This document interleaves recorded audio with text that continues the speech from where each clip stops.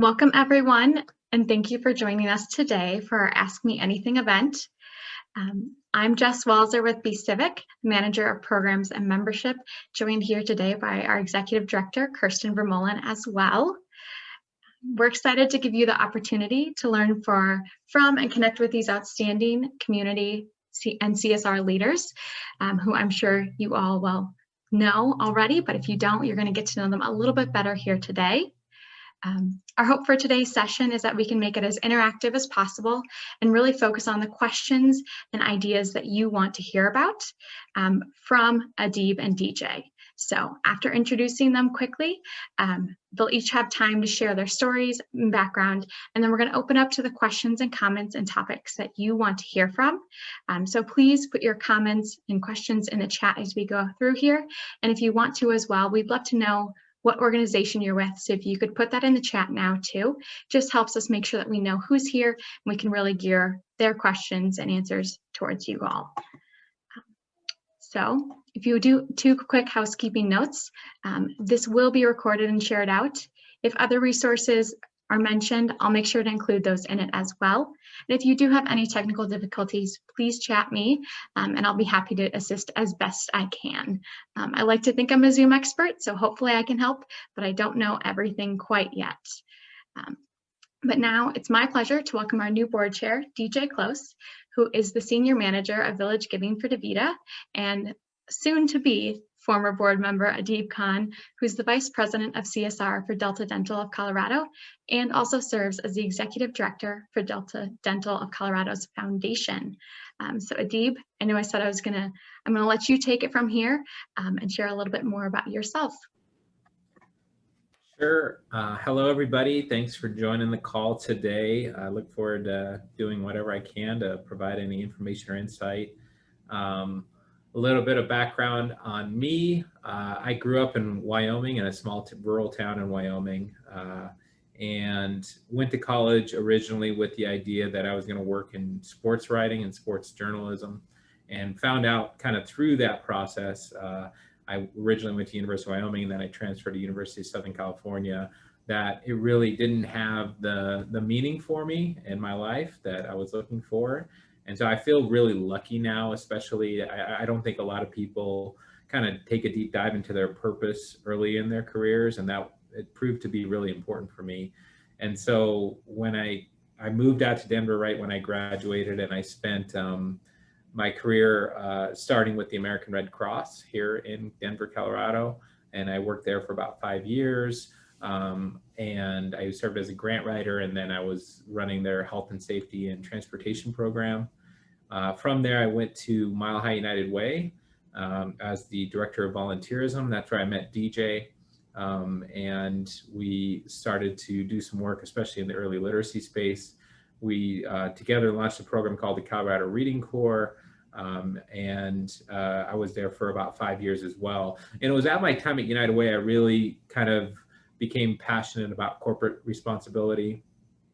In my job as director of volunteerism, I would really help companies find ways to engage in the community. That was kind of my role. And what I found was that so many companies were not really getting to the purpose aspect of the work at that time. They were really just looking to say, I just want something that's on a Friday, that's 4 hours long, that can take 40 people, and is going to be something we can do indoors.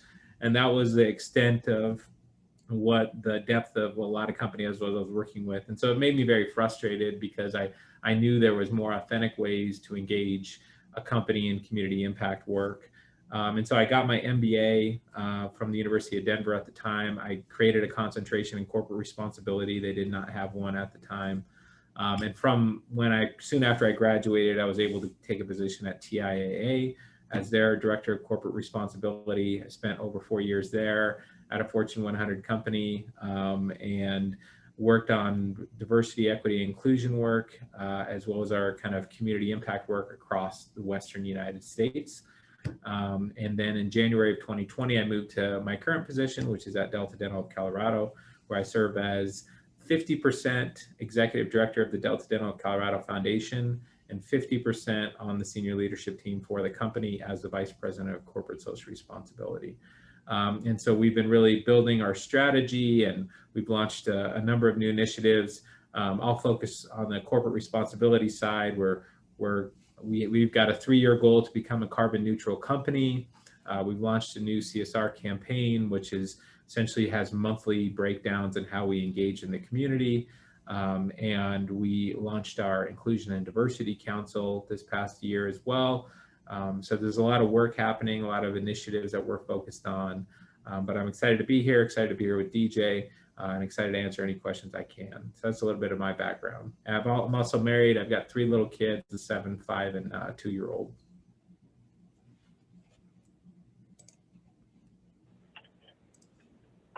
Great. You want me to jump in, Jess? Okay. Hi, everybody. I'll shout out to Neil, Katie, and Marcina for joining us on camera. It's always appreciated. My name is DJ Close, Senior Manager of Village Giving. My role really encompasses our corporate giving, nonprofit partnerships, and volunteerism. As Adeeb said, this is fun for us to be here. Really appreciate you all making the time. Adeeb was one of my first bosses out of college, and even through those trials and tribulations, we're still friends, and I made it this far. So that's been fun. And then just real quick before I get to my background, obviously I'm a big fan of CIVIC. I think it's a true asset to Colorado, really supporting companies and organizations across the board of how they can do better in the corporate space, in the corporate engagement space, and also providing a nice bridge to some nonprofit partners who are curious and wanting to be better partners to those corporations. My background, I originally grew up here in Colorado, down in Durango, West Slope area. Came to the University of Denver and was a political science major, less kind of red state, blue state, and more civic engagement, community organizing, where I think a lot of my roots started for being engaged in the community. From there, I went to El Pomar Foundation and was a fellow for 2 years. Really learned a lot about the grant making process, managing foundation programs. And then I also advocated for the second year of that partnership or that fellowship to come up and work under Joe Garcia, our previous lieutenant governor, who had a focus on early literacy. We did a statewide bus tour identifying some local best practices in early literacy. When my time at the lieutenant governor's office was open, Adeeb and I were in discussions, and he had actually found a model in Minnesota. And so United Way hired me as the first program manager to implement that. It's fun. We both still have a connection to the program. I sit on the board that oversees Colorado Reading Corps, and it's been really exciting to see that kind of grow and flourish. After United Way, I did a year at a web development company as a project manager. I was not good at it, but I loved working with people. And it really kind of pivoted my career trajectory into the corporate space. From there, I joke, but I think it is part of my background. I became a full-time millennial, and I moved to Barcelona for 3 months and really decided I'd only lived in Colorado. Did I want to continue living there? What did I want to do with my life? How did I want to give back to the world? And lo and behold, I came back to Denver, decided that's where I wanted to be. I had such a strong network here. And I saw DaVita come up on my LinkedIn profile. Really my current role. Had no experience in corporate giving, but I do think what they saw valuable was someone that had worked in the nonprofit sector and foundation sector, and that had also kind of coordinated with public officials, elected officials. A lot of what we do when it's successful does engage the 3 areas of public, nonprofit, and private. And so over the last 4.5 years, I've continued to lean into that work. The role has evolved just like CSR has evolved. And I think just for our discussions too, I view CSR as an incredible umbrella to a lot of diversity and inclusion efforts, corporate giving, volunteerism, supply chain management. My role really does focus on corporate giving and volunteerism. So just clarifying that. Okay, Jess, if I missed anything, let me know. otherwise, back to you. That was great. Thank you both for sharing a little bit about your stories to set us up for this conversation today. And now I'll kick things off with a question, and hopefully in that time, thank you for those that have joined us on video. Hopefully now we can get a few more questions from the audience. Just a reminder, this event is called Ask Me Anything for a reason.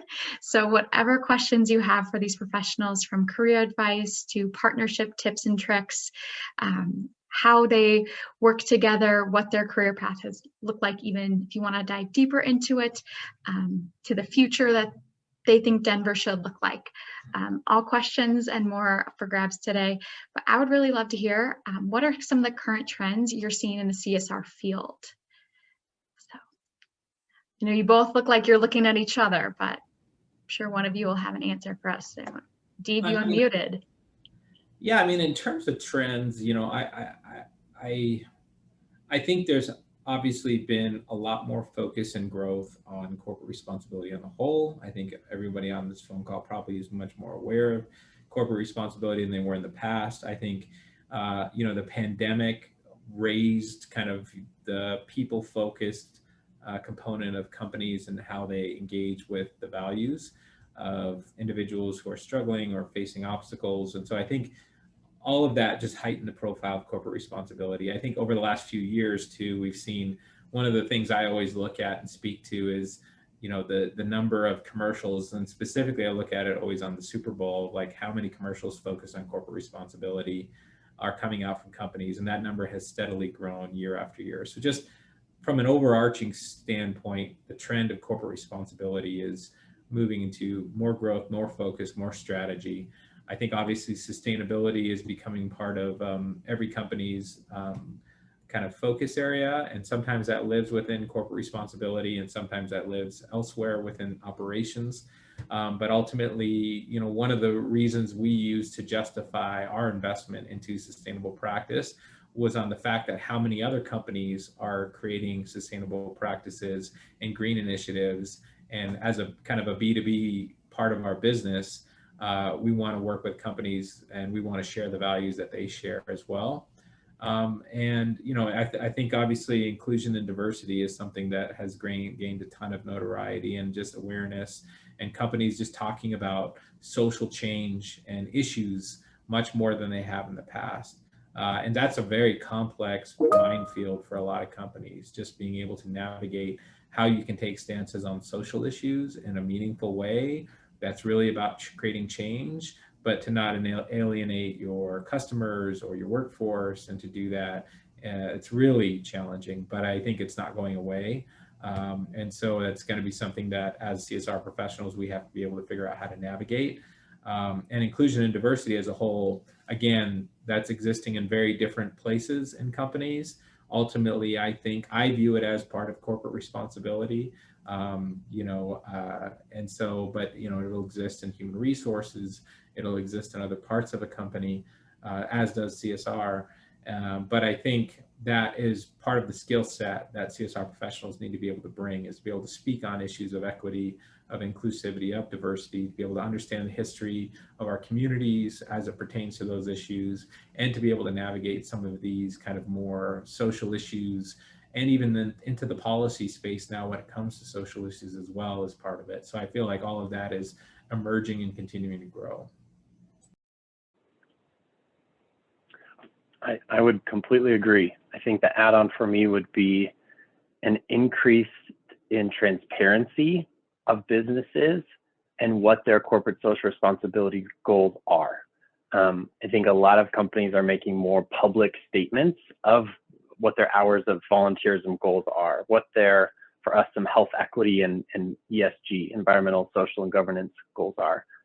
We've never really gone to that level of transparency. And I don't think we've been asked either, whether it's from our teammates or employees or consumers, our patient population. So I think that transparency in what you're doing and the goals that you're setting to the public is a trend that I've seen.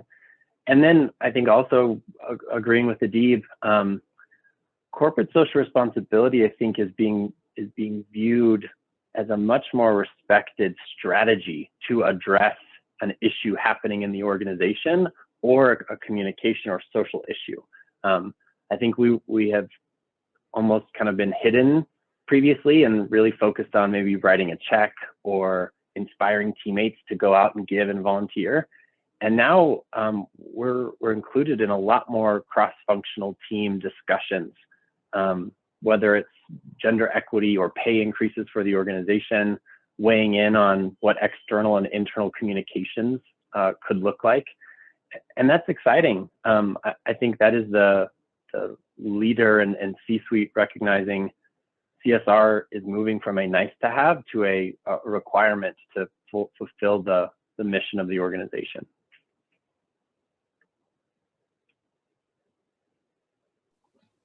That was great. I personally love hearing that that's the direction we're going, as I know that's why BCIVIC exists today, is to help companies get there. Mars, you've got a great question. Do you want to come off mute and ask it? Sure. And I wasn't actually sure. I was trying to listen and type at the same time. And I'm like, I don't know if I typed anything that's reasonable to understand. But what I'm really curious is, so I'm the Chief Community Engagement Officer at Maria Dress Counseling Center. And when I'm going to build partnerships, either for fundraising or new business partnerships, what are inspiring offers, so to speak, right, that I can bring to the table that would be really meaningful to organizations or to companies to partner with us? Because traditionally we have the sponsorship packet, but I'm getting the sense that's not really what companies are after anymore.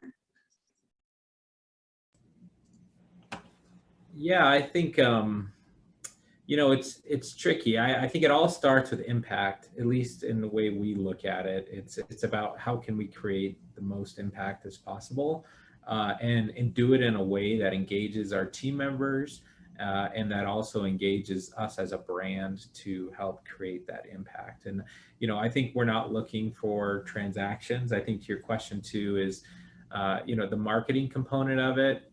Honestly, it's just not a huge importance. I think there's probably now an expectation around some branding recognition for sponsorships, but to me, I'm never going to be sold that we should do this sponsorship because we're getting some brand recognition.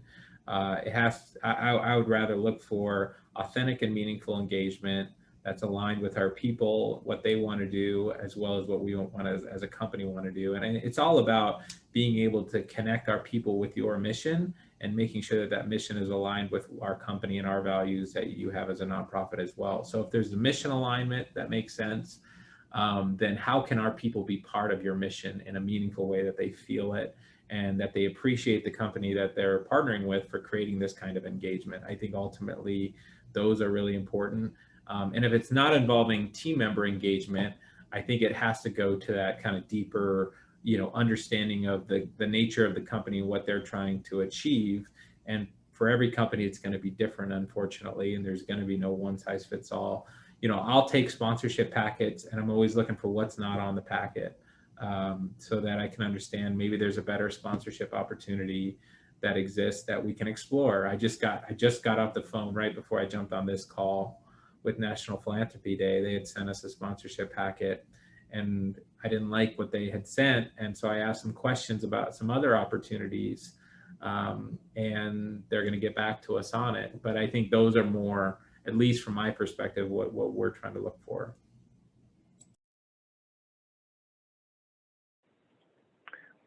Yes, I think the sponsorship approach, that transactional approach, really is being left behind as we talk about corporate social responsibility evolving. And I think with the pandemic, people are just fatigued to attend a Zoom or an event online. They're not going to do it. So it, I think, sped up some of the conversations companies were having around reducing sponsorships, but looking for year-round partnerships. And that is what we look for, year-round. And that could include a table at your annual event or gala, but hopefully it includes some volunteer engagement opportunities for our teammates, and maybe some resources that you can bring to the table as an expert in XYZ. I talked about being involved in Colorado Youth for a Change and them running an early literacy program, we asked if they would do a Zoom call on best practices of how to reach your child to our teammate population. And it was great. For the first time, we got to expand beyond Denver for that event and broadcasted it to folks across the country. They know how to read to their kids with best practices. We don't know that, but that's a valuable partnership for us because our teammates, it's an issue that they're experiencing. So I would say anything that has that year-long engagement with various opportunities to plug in. Thank Great you. question. Thank you. Yeah, that's great. Katie, I see you've got a question in the chat. Do you want to ask it as well? Sure. Hey, everyone. I'm just curious about what your companies use in terms of a software platform and experiences you've had with those, kind of the good, the bad, what, if there's one you would recommend, any experience in that. Thanks. I can start only because I think, Adeeb, you've had experience with both or two different ones. We've only done Benevity, Katie. I was a fan of Benevity because it does have a grants and a volunteerism component that kind of communicate to each other on the back end. I would highly recommend engaging someone in your company that might be used to evaluating online platforms and back-end operations. It was very new for us and was a bigger lift than we thought. I think with Benevity, it's also been nice. They've connected us to other Fortune 500 companies, which has been great for us to really identify benchmarks. How many of their employee base logs onto the system? What's that percent? And then what's DaVita's percent? Those benchmarks have been really nice as we kind of define our goals. And so any platform that you go with, hopefully they could also support you in identifying those items. But Benevity has been our one and only.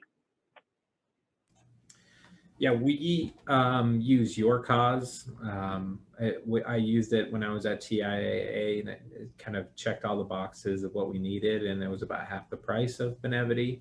I've had the opportunity to use Benevity in the past as well as cyber grants. I know that, Salesforce.org and United Way are really developing philanthropy clouds. That's another kind of emerging technology solution out there. As far as Your Cause goes, I think it's kind of it's not quite as polished, I would say, as Benevity, but it has all the functionality that you need. And so, in terms of volunteerism and tracking, and it also has a grants portal, which you can purchase for additional dollars. We have a separate system we use for our foundation called Foundant. So we use that system for kind of all of our corporate foundation work. But for volunteerism, matching gifts, being able to kind of have every nonprofit listed in there, being able to track those, have those events, lunch and learns, anything along those lines, recording the data, recording the impact, all of that, Your Cause does what we need it to. And we can run a number of other programs out of there too, like Dollars for Doers, we run out of Your Cause. We have a program called Money for Movers, where if you do a bike, walk, or run for a charity organization, you get a $100 donation. You just have to upload your, registration. And so it handles that really well.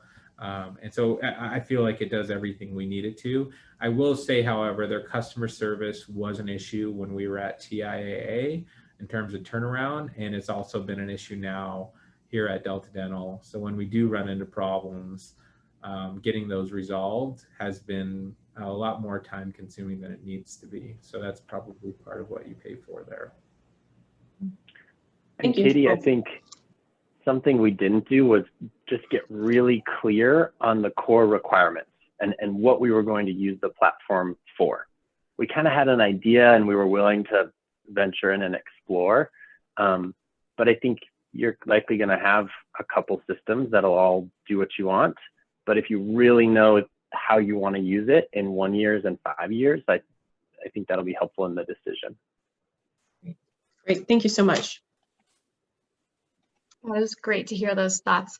I do know too, Realized Worth, who has spoken at the CIVIC Summit in the past, also does have a technology guide that we'll include in the follow-up that they tend to update every single year. Jackie, I saw that you've got a great question about challenging yourself in your career. Would you like to ask that next? Absolutely. Thanks. Great to see all of you. I miss seeing you guys in person, but this will have to do up for now, I guess. But my question is just, how do you continue to challenge yourself in your career and grow within your company? I know that the CSR space is very desirable for people within corporations, but a lot of times we get these positions, but there's not a lot of, potential promotion or growth. And so how do you continue to stay challenged, and what do you do to show your worth really to the company and prove like what you're doing matters and hits the bottom line?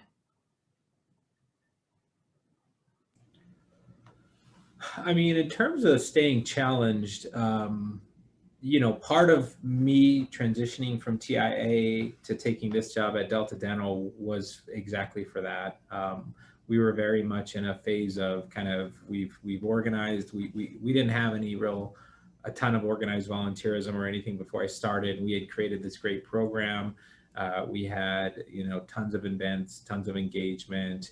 We had great community partners, and it was kind of on autopilot. We wanted to keep the same partners, and we wanted to keep. And so part of the reason for taking this job was because I wanted more of a challenge. So I think part of it is always being open to new opportunities, even if your situation is great. And I think with a lot of startup companies coming in Colorado, there's a lot of opportunities for things that are challenging and new. I think one of the really cool things about being in a CSR role is that it opens you up to a lot of opportunities to engage in the community. There's a lot of opportunities to be part of nonprofit organizations on a board role, or to serve on various committees, whether that be in a city or government environment, or, I've been on the board of CIVIC. And those are really, I think you can pour as much as yourself into those as possible, or as you can, or as you desire. And so I've found many of those engagements to be really rewarding. I think, the opportunity I've had with CIVIC and helping this organization, I think has been a challenge, but also something that I feel I've grown a lot out of. And I've had a lot of those, this last year, I was able to get appointed in 2020 to the Early Childhood Leadership Commission. And, that's never been a huge focus of mine outside of my work at United Way. So it's just been great for me to learn a ton, but also be very, very involved in a lot of the things that are happening in that space, which is changing pretty dramatically over these last couple of years. So I think it's just about kind of being open, because you're right, there's not a lot of career laddering, there's not a lot of, if I wanted to move up at TIAA, I'd have to move to Charlotte, and that wasn't an option for me. And so, I think it's about just staying focused to what makes you passionate. And for me, it's about community impact and being involved and working with everybody here and trying to find new solutions for some stubborn problems. So I think that's always available to you. And it's just about being able to manage your time effectively. In terms of reporting out, I think I feel really blessed in a lot of ways to be part of a company that just really gets what we're doing and why we're doing it. So I don't have a ton on that side. I mean, we obviously have an evaluation partner. We do have annual reporting. I'm on the senior leadership team for the company. So we have actually meetings every single day as a senior leadership team. We have check-ins and then full team meetings. And so I'm constantly keeping everybody updated on what we're working on and what's happening, celebrating wins. But that's not always the case, because it's not always something that is top of mind for companies, but it is here at Delta Dental Colorado. So I feel really blessed that that's the case.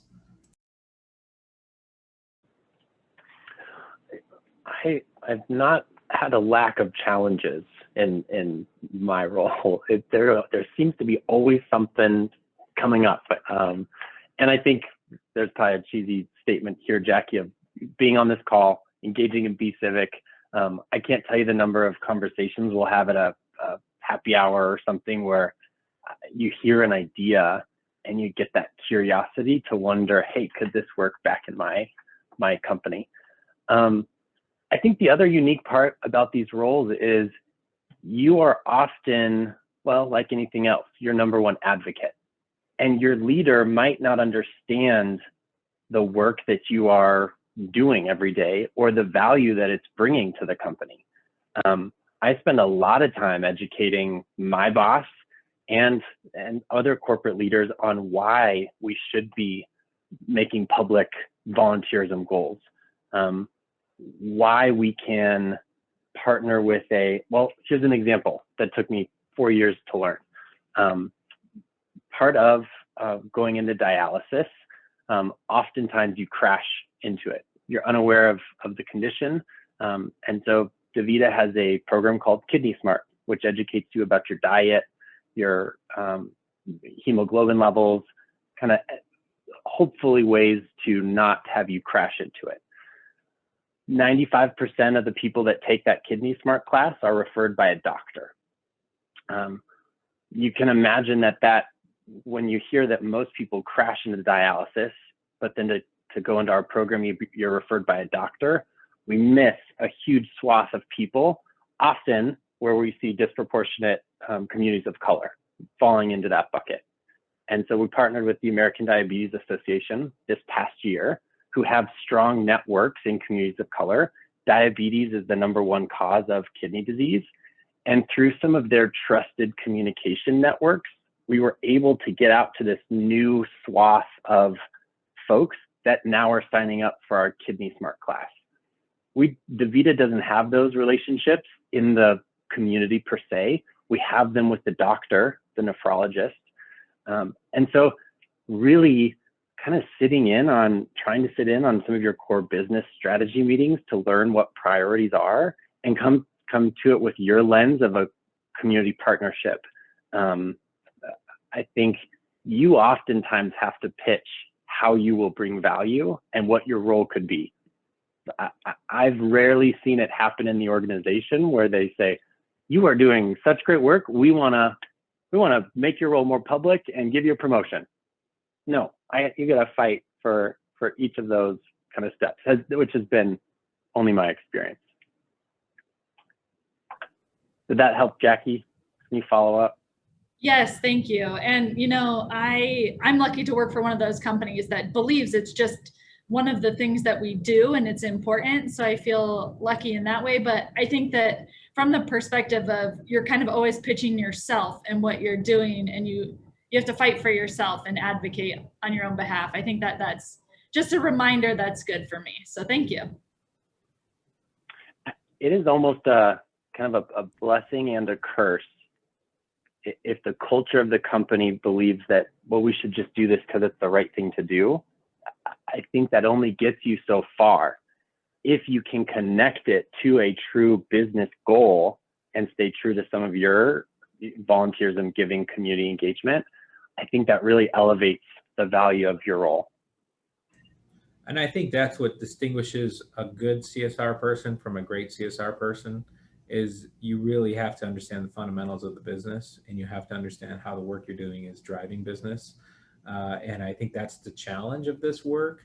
And sometimes I've found that the positions of corporate responsibility is, we need to do it, it's the right thing to do, we'll put some money into a budget, and then we want to kind of make sure that we're doing it. And the extent of interest from the company is about employee engagement, and it doesn't go much beyond that.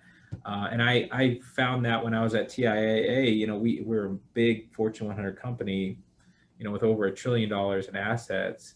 And I was continually trying to push the envelope on, our investment strategy, our impact investing strategy, trying to align CSR more with what we're doing on the investing side, really trying to create a long-term kind of change. Like TIAA, for example, is the largest owner of agriculture in the world. We have over 2 million acres of agricultural land that they had in owners as investors. And so could we create a very large scale, food initiative, food waste initiative related to our farms? I mean, that was the kind of stuff that I really wanted to see us change. And I think the frustration that many of us in the field run into is that there's just not that line of thinking that's happening across the board yet. And so in very large corporations, it's hard to be a change agent and it's very easy just to be a squeaky wheel. And, you know, it's part of our job. That's our responsibility, is to be a squeaky wheel in the company, and to raise these concerns. And I think finding the companies that really embrace that, I feel lucky that we have that here at Delta Dental for sure. But it's not easy. That is great to hear. I think you both are definitely some of our top change makers out there. So I love hearing that from each of you. And we do really appreciate all the hard work and time you've put into CIVIC, especially this past year. And we're glad that it's paying off and you find it meaningful as well. So I did see we've got a question about vaccinations in the chat from Neil. Yes. Neil, do you Yes, want to ask? so Neil Parham, Corporate Giving Director with Highmark. I'm actually here in Pittsburgh, but it's great to be reconnected and being able to see everybody there in Denver. So at Highmark, we're actually affiliated with a hospital network. So we've been doing a lot with community vaccinations in supporting our hospital network by working closely with a number of community groups, getting, you know, community partners engaged, and even, you know, now, you know, finding opportunities that are where we might have a community sponsorship to have our vaccination mobile unit out. So I'm just curious if, you know, as part of your CSR strategy, if you've taken sort of a stance or active role with community vaccinations, whether, you know, advocating or any other type of sort of role with community vaccinations. Yeah, I can just jump on this one because it's been fun on two kind of separate areas. One, we've got dialysis clinics all across the country, you know, 2,800. And we were seeing lower levels, and we partnered with the government so that we could provide vaccines in centers to our patients. What we were seeing was a lower number of Black patients and Hispanic patients signing up and agreeing or getting the vaccine. That also mirrored our teammates or employee population. So on the business side, we did set up specific calls with some of our Black leaders talking about the vaccine, talking about their approach to it, and really just created the open space to do a Q&A from hopefully a trusted source, a leader. In our clinics, what we saw was, because there was a, you know, you're on dialysis, you come 3 days a week for 4-hour sessions. There were maybe a couple brave patients that would get the shot in week 1, and we'd do a party. Some of our clinics pretended like you were in Mexico and you took a shot of tequila. You get a shot, you get a lay, they run around the clinic. They made a big deal about it. But then in week 2, when that patient came back and was okay and was healthy, the person that sat next to them said, okay, I'll consider maybe getting that shot next week. And they started, because it was provided by someone they trusted, and they saw people coming back in a healthy state. And that could be something you consider in your mobile unit, is maybe going back to communities you've already been, asking vaccinated folks to come in and talk to others that might be kind of scared or hesitant to come in. From a corporate giving perspective, we funded the Colorado Vaccine Equity Task Force. And we said, completely agree with your mission, spend the funds, get out in Colorado, and can you share with us any best practices that you find, whether in communicating materials, delivering the vaccine, and obviously we wanted to then implement those best practices to our patient population and clinics. I'd love to say it was all coordinated. It kind of just works out that way, but that's part of our vaccine approach. Thank you. Yeah, I'd say the biggest piece of work that we did in this space was funding the Together We Protect Vaccine Equity Fund, which is based out of Colorado. It was led by the Caring for Colorado Foundation, but it brought together a number of funders, all to provide grants for kind of higher need communities, target communities, to be able to have resources to do some of that localized vaccine outreach work. And we've had our staff on the review panels, and we've actually provided funding for them through 2 rounds. So it has been a focus of ours, but working in partnership with these other funders and having other folks take the lead has definitely been a better situation for us. We were heavily in dialogue with the Colorado Dental Association and other policymakers on the idea of dentists providing vaccine shots for a while. Dentists obviously give tons of shots, as many of you probably have experienced, and so have a lot of skill in that space. And we wanted to advocate if that was something that dentists wanted to be able to perform. But it ended up being too much of a kind of a hassle and a red tape situation. So we didn't necessarily push something forward that the dentist didn't want. But we definitely have funded some efforts. We've given some through philanthropy. We've given some through our time in that space. And it's a challenge for sure. And it's been a challenge also with our team members, to make sure that our people are vaccinated here as well. And as a health equity organization, we want to make sure that that's a priority, but it hasn't been easy. Yeah, thanks for sharing that info. That is great to hear. I know Colorado definitely has a lot of vaccine efforts going on, and our companies here are definitely uplifting the community in it. Andrea, I saw that you have a great question about creating relationships. Do you want to share more? Sure. Thanks for putting this on. Hello, everyone. I'm Andrea. I'm with Youth on Record. And as of last week, I am officially 100% focused on corporate and strategic partnerships, where over the years, as many of you know, nonprofits, you're doing lots of different jobs and hodgepodge things and wearing lots of hats.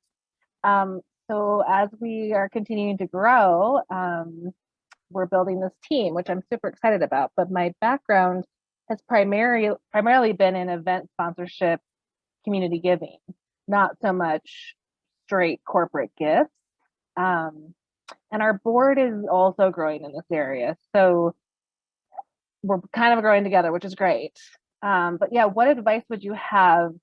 Because I am very much working from a list of companies that are like on our wish list, or just in the discovery of like, who gives to what causes? Is this a good fit for us? Is it not a good fit? And I've been primarily working LinkedIn and just kind of, stalking people and reaching out, which is sort of working. But yeah, I just wanted to see if there was any other tips that you had for me as I begin this journey. Yeah, well, I mean, I think it starts with what kind of experience, at least for me, that's where I kind of go to, is that corporate engagement experience that you guys are offering, and being able to articulate that really well, and thinking about your programs and services, and having conversations with your programs team to talk about what is possible and what is not possible. And I think that having that really well articulated in terms of different kinds of experiences that you can offer, or engagements with your mission, because there will always be companies, regardless of the nonprofit issue focus area, that are going to have that mission alignment, and to close those deals, I feel like is going to be based on, what you can offer in terms of experience and engagement authentically that's impactful. So that's the first piece. I think always in the long run, when it comes to making or winning in this space, I think it's about generating impact that's meaningful and that people can feel it. And then I would just say, there's some great organizations that do a great job of kind of bringing folks together. I think CIVIC is obviously one that does engage with a lot of kind of the corporate representatives. The Chamber obviously is another organization, and there's plenty of events and networking opportunities that those organizations are able to put on that can give you access to a lot of these folks. Downtown Denver Partnership is another organization. Mile High United Way does a good job of engaging the community as well on that business side. And so, I think it's about, at least for me, my strategy would be to be really active, and it's hard to do right now, obviously, with COVID and the restrictions in place. We can't network the same way we could normally. And so I think there's a lot more flexibility with folks like me. I'm much more willing to have Zoom calls with folks, I think right now, who are interested and want to kind of learn more. But I also would want to, I think it's important to, you don't want to waste other people's time, and you don't want to waste your time. You're really looking for those fits. And so I think creating a process of when you are doing that initial outreach of looking for the fit versus just having a conversation to get to know each other, because I think that can be a better use of your time and everybody's time involved. Congratulations on the new role. And I did just read about Youth on Record and your expansion, so that's awesome. Thank you. I think hopefully you're also starting from with a blank canvas.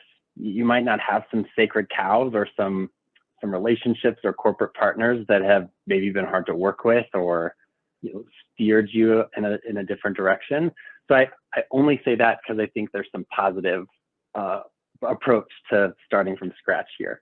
And completely agree that the networking events, getting out in the community, that will happen, Andrea. I do think really starting and asking yourself, what does a successful partnership mean to Youth on Record? And I would think big. And maybe that partnership will involve some funding and sponsorship. Maybe it will involve some volunteerism with some specific skill sets that you need. Maybe it's folks that have an expertise in working with certain populations or supporting folks. But I think if you spend time to really define what a successful partnership looks like, that'll help you funnel down 100 organizations to reach out to your top 10. And I think aligning with your leader and your board on what success looks like for you in this area is also really important from the beginning. Because I think you can go and meet hundreds of people, and some will come to fruition and some will not. But if you can kind of go slow to go fast, that's what I'd recommend. Makes sense. Thank you, guys. You have such a great brand and opportunity right now, and I think there's such a good endorsement that I think companies will want to seek out ways to work with you guys. So taking advantage of that too is something to think about. Thank you. Can I ask one more question that kind of just piggybacks off? So with that, we just received $1 million gift from Mackenzie Scott, which was amazing, and her partner, Dan Jewett. What I'm trying to be intentional about, and our team is already actively working on this, is the messaging of we still need your support. Like, just because we got that doesn't mean like everything's over with. So as for many companies on this call, yeah, what advice do you have? And have you seen that perspective of like, oh, they're good, they got a gift, we don't need to support them anymore? It's never about, to me, like, I mean, on the foundation side, we're definitely looking at financials, and that's more because we don't want to be like the only funder who's funding that organization. That's probably predominantly why we're looking at it. But as a company, if anything, it's an endorsement into what the work you guys are trying to do. So Agreed. That's the thing. I'm not going to not give to somebody because they just got a big gift. If anything, that's a good reason for me to want to support it because other groups are supporting you. And so I think that, I would just speak to your goals and your impact and what you're trying to achieve. And I would not even address the fact that like you're covered now or you still need more money, because I think it automatically makes people assume like, oh, they're actually doing really well off and they just want to tell me that they still need more money. And I would just focus on how big the issue is that you guys are working on and how that's not going to go away anytime soon. And the big thing I'm looking for as a company is much more about, like, again, impact, mission alignment, and helping you to engage and create that in an authentic way. Okay, cool.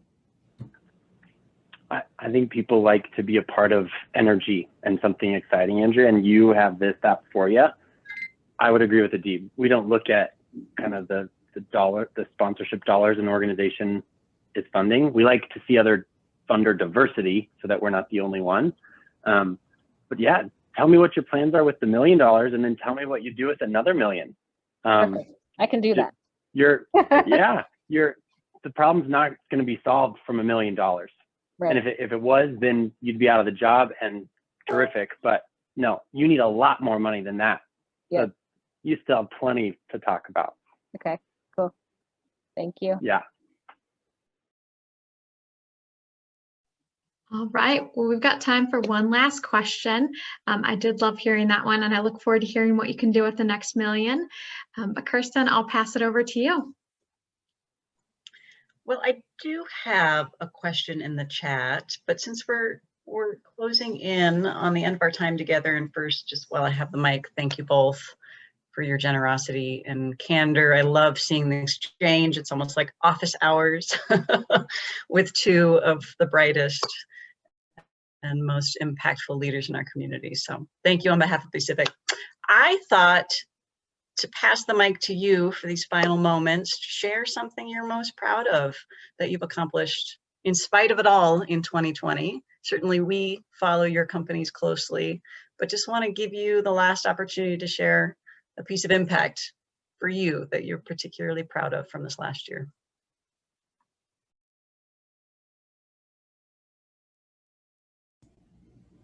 I mean, I was really proud this last year to be a finalist for the 9 News Leader of the Year.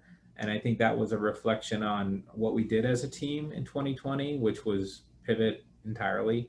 I'm really proud of, I was able to push really big ideas when the pandemic hit about how we could respond as a company, and to push them hard.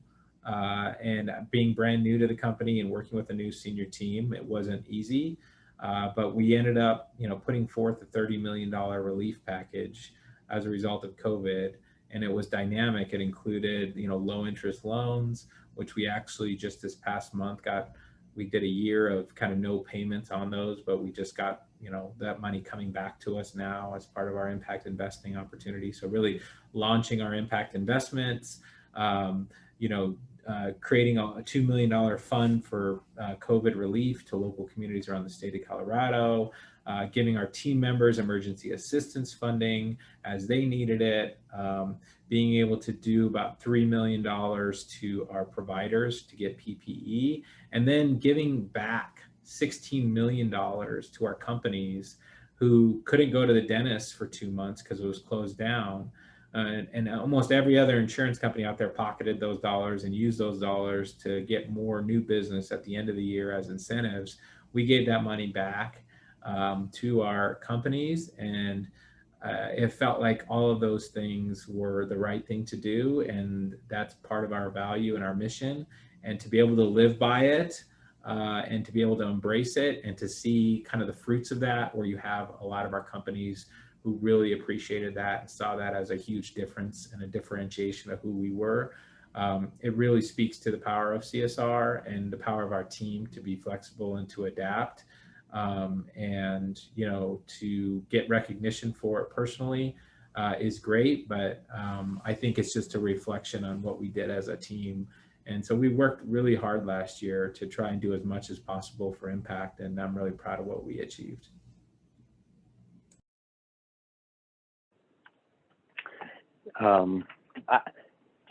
Those days where you just feel like it is a well-oiled machine. Things are running like they're supposed to. You're energized by the work. You've got joy. I've had more of those days this year than I have in the past. And I think kind of what got us there, and Katie, it is funny, I will say an investment in a platform that helped build capacity for us and track our giving and volunteerism metrics. Adeeb mentioned kind of big ideas. We have the ear of our C-suite and have shown the value of what our team can do. And I think that took about 3.5 years to figure out how to do that, to create the strategy that our leaders were interested in hearing and bought into. And then lastly, it's fun to have more people at the table than ever before. We are a large corporation, and have 2 people focused on this work, kind of 3 peripherally, but to try to represent 60,000 folks and communicate how they can personally get involved, how their team can personally get involved while helping the business and do good. We're getting better at that message. And that's fun. That when I get a call from a teammate down in Florida that I've never met before, and he talks about how much he appreciates some of our giving impacts, that's fulfilling. It's been neat to kind of see things fall in line. And then I think, as always, I was talking to somebody about doing this afternoon, and they wondered if I was stressed. And I said, this is what I get to do every day. Not much prep time. I love that people that are curious and interested in hearing about it. I meet and work with great people. Adeeb, always fun to share some of the spotlight with you. And then Kristen and Jess, you run DCIVIC so well. You are part of the well-oiled machine, bringing to our community. So, yep, just a well-oiled machine day.